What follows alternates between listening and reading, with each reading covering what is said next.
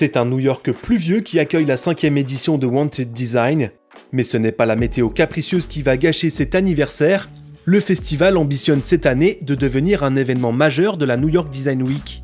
À commencer par Brooklyn, où Wanted Design a considérablement renforcé son partenariat avec Industry City, au point de changer de nom.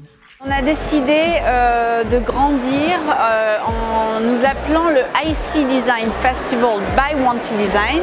Donc on a voulu transformer de Wanted Design Brooklyn au Festival d'Industry City par Wanted Design. C'était important pour nous de passer de Wanted Design Brooklyn à quelque chose qui englobait un peu plus tout ce qui se passe à Industry City. Il va y avoir ce week-end, samedi, dimanche, les Open Studios. Il y a une centaine de studios à Industry City qui vont être ouverts au public, donc on peut aller se balader dans les buildings et voir ce que les gens font. On a collaboré avec Camille Walala grâce au service culturel de l'ambassade de France ici à New York pour faire un mural incroyable sur la façade du building. Signe fort de cette collaboration entre l'événement et le lieu, cette fresque monumentale commandée par Wanted Design est signée de l'artiste française Camille Walala. La peinture murale gigantesque est amenée à rester ad vitam aeternam sur les pierres d'Industry City. À l'intérieur, on découvre bien sûr nombre d'expositions réalisées par les résidents.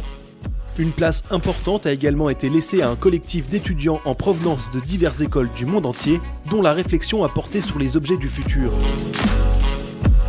Mais notre coup de cœur, c'est lui porté sur Couleur, une exposition à l'initiative des organisatrices de Wanted Design, réunissant les designers françaises Yona Vautrin, Julie Richoz et Pernelle Poyet.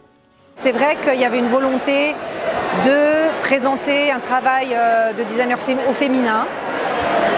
Moi, je n'avais pas envie que le sujet ce soit la femme. Je voulais trouver un moyen de lier, de faire un lien entre des profils féminins, mais que ce ne soit pas le sujet premier.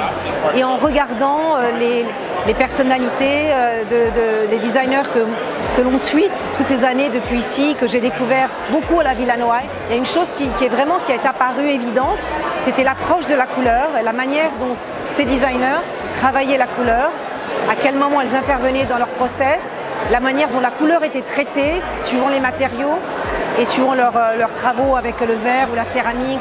Voilà. Donc ce que l'on a fait, c'est qu'on a sélectionné des pièces qui existaient déjà, on n'a pas commissionné spécifiquement pour l'expo, mais on a sélectionné des pièces et on a créé cette palette de couleurs qui nous permet de présenter des profils de designers françaises au féminin à travers leur approche de la couleur. Au rang des expos coup de cœur, on a aussi adoré l'installation de François Azinbourg et Mazintal, venus célébrer les 10 ans du vase Douglas. Pour l'occasion, le designer et les souffleurs de verre ont traversé l'Atlantique pour réaliser un workshop d'une semaine dans les ateliers de Brooklyn Glass. Nouvelle taille, nouvelle technique, nouvelle forme, le résultat de cette collaboration est exposé ici pour la première fois et ne laisse personne indifférent. IC Design se poursuit toute la semaine à Brooklyn, avant l'ouverture des portes de Wanted Design Manhattan prévue ce samedi, affaire à suivre.